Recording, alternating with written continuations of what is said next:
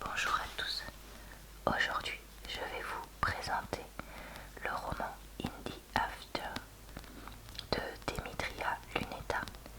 C'est le tome 1 d'un roman pour adolescents qui ne contient que 2 tomes et que j'ai lu donc ces derniers jours. Comme d'habitude dans ce style de vidéo, je vais vous lire le résumé, vous lire quelques pages du roman, puis vous donner mon avis sur celui-ci. J'ai caché la partie où on voit le nom de ma bibliothèque pour des raisons personnelles.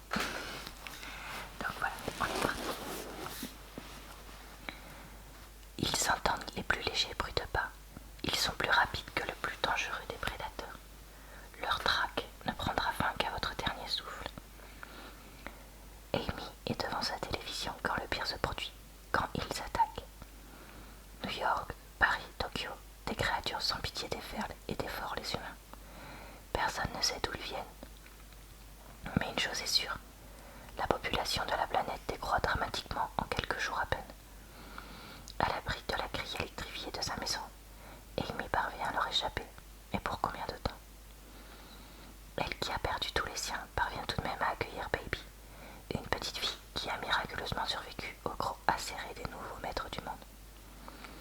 3 ans qu'elle survive en autarcie, quand d'autres survivants commencent à se manifester. Elle pense que leur enfer est terminé, mais il ne fait que commencer. Distingué par l'Association des libraires américains comme l'un des meilleurs livres jeunesse 2013, In the After saura vous faire passer des nuits blanches. Pour une fois, on a un résumé relativement de qualité, parce qu'il présente la situation initiale, il présente où est-ce qu'on va être, sans tout dévoiler. Donc voilà, il y a juste la fin qui est un peu... On est parti de lecture. Je ne sors que la nuit. Je remonte la rue déserte, puis je m'arrête, muscles tendus, prête à l'action. Les herbes folles bruissent dans le vent.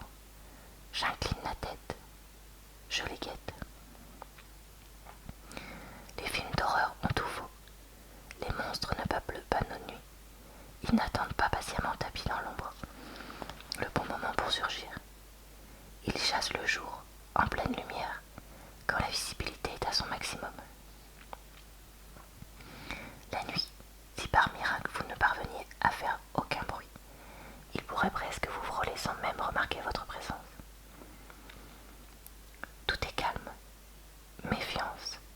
Ça ne veut pas dire pour autant qu'ils ne sont pas dans les parages. Je me remets en marche, lentement d'abord, avant d'accélérer l'allure. Mes pieds nus effleurent le trottoir zébré de fissures, sans produire le moindre son.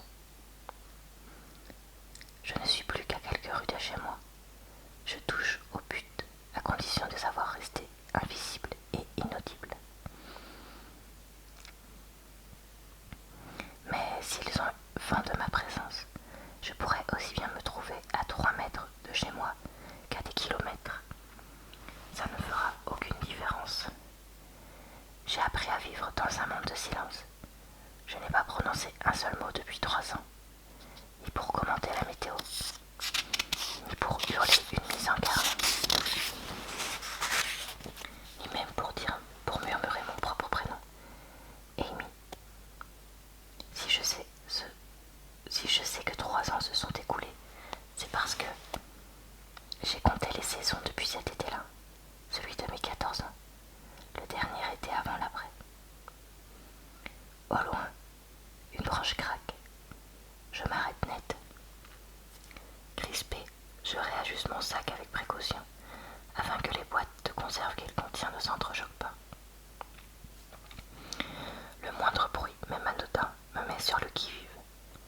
Soudain, les nuages s'écartent pour laisser place à la lune, dont l'éclat vient illuminer la rue. Je scrute les alentours, aux aguets. J'examine une vieille carcasse de voiture, à la vue du moindre signe de la présence des créatures. Rien. Je m'apprête à continuer mon chemin quand, à la dernière seconde, je décide de choisir la prudence et de disparaître dans un massif d'arbustes au milieu d'une cour abandonnée. Je préfère attendre qu'un nuage dissimule la lune, que l'obscurité se referme sur la nuit. Je ne peux pas m'en remettre au hasard car Baby m'attend à la maison. Dans mon sac se trouvent des provisions indispensables à notre survie. Baby n'a que moi au monde. Je l'ai trouvé peu après le désastre, quand je croyais encore que les choses pouvaient revenir à la normale. Mais cet espoir-là, je l'ai abandonné depuis longtemps.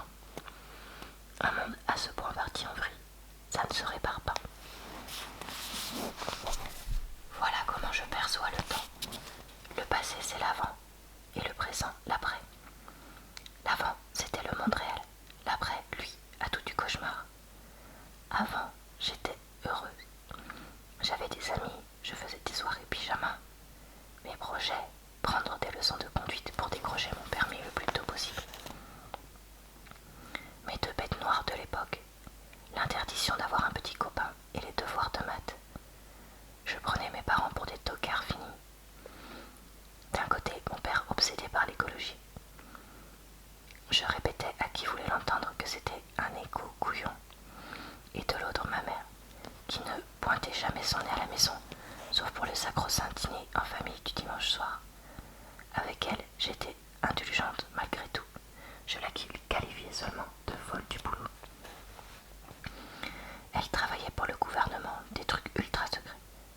Je me croyais maligne et avec mes parents, je me comportais parfois comme une sale gamine. J'adorais les voir se tortiller de honte quand je leur faisais comprendre que l'or, parce que c'est comme ça, ne me faisait ni chaud ni froid. J'avais des bonnes notes à l'école. Je devinais souvent la fin des films et des livres. Aujourd'hui, le lycée, les amis, se faire une toile, ouvrir un nouveau bouquin, c'est fini, terminé. Voilà, je m'arrête ici pour la lecture. Alors, qu'est-ce que j'ai pensé de ce livre? Eh bien, je l'ai vraiment bien aimé. Je l'ai bien aimé parce que je trouve qu'il est vraiment très bien écrit, comme vous avez pu le voir. On est vraiment dans la tête du personnage principal. Ça a beau être une adolescente, elle est très lucide, endurcie. Elle n'a pas des réactions complètement stupides. Et ça, c'est vraiment agréable. Parce que je trouve que trop de bouquins considèrent les adolescents comme des êtres trop spontanés, trop stupides. Enfin bref, voilà. Donc là, malgré les 13 ans d'écart qui me séparent de l'héroïne, je me sens pas en décalage complet par rapport à elle. Donc ça, c'est, je trouve, très agréable. Ensuite, j'ai beaucoup aimé le pitch, donc avec les créatures qui arrivent, qui massacrent tout le monde, assez peu de survivants, il faut pas faire de bruit, tout ça. J'ai trouvé que les personnages d'Amy et de Baby étaient très bien, que leur relation était très intéressante, et l'évolution de cette relation au cours du livre aussi. J'ai trouvé... Alors, sans vouloir tout vous révéler, je réfléchis en même temps.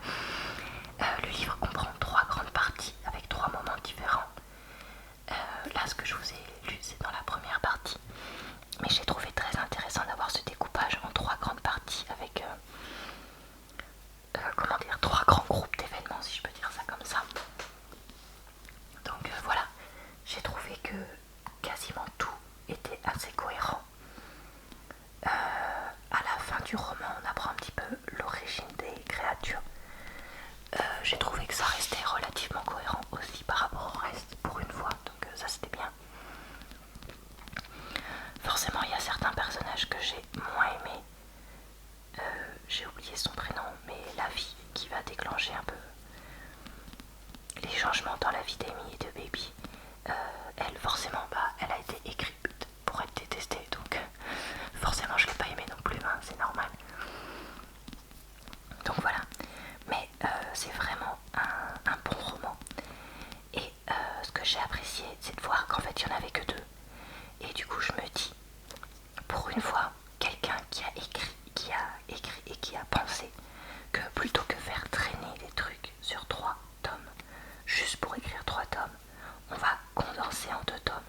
Et c'est ça aussi qui fait que je pense que j'ai beaucoup aimé ce livre. C'est qu'il n'y a pas des moments à vide, il n'y a pas des moments inutiles. Quasiment tout est écrit de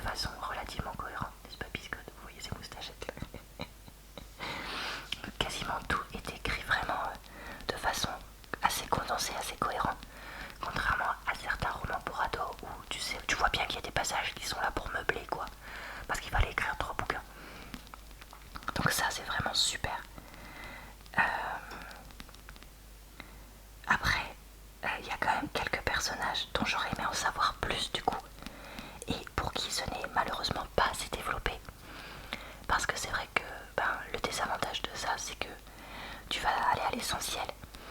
Et donc l'histoire ou les sentiments de certains personnages ne sont pas vraiment connus. Après, je pense que c'est aussi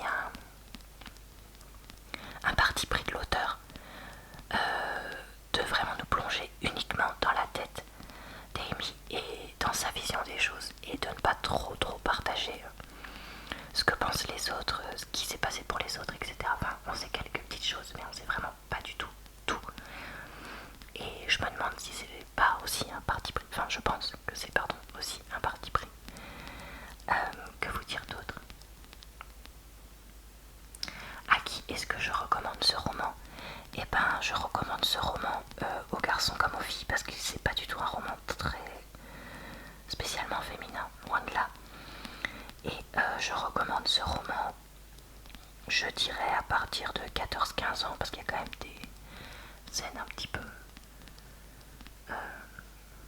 de mort de personnes quoi, donc voilà.